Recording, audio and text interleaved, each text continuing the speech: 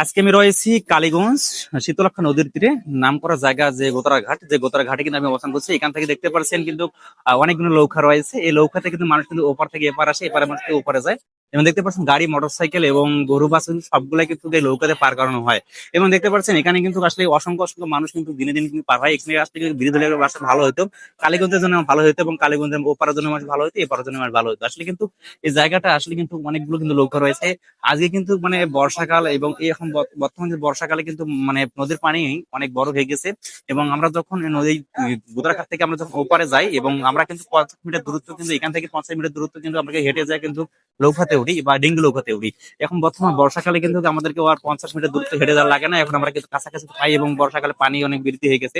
দেখতে পাচ্ছেন কিন্তু অনেকগুলো মানুষ এখানে রয়েছে। কালীগঞ্জ শীতলক্ষা নদীর তীরে গোতারাঘাট পরিচিত যে জায়গাটার নামটা রয়েছে, এই জায়গাটা কিন্তু আসলে কিন্তু ওপারে কিন্তু আসলে অনেক অনেক দর্শনীয় জায়গা জায়গা রয়েছে। এই জায়গাতে কিন্তু অনেক মানুষ যায় ঘোরার জন্য।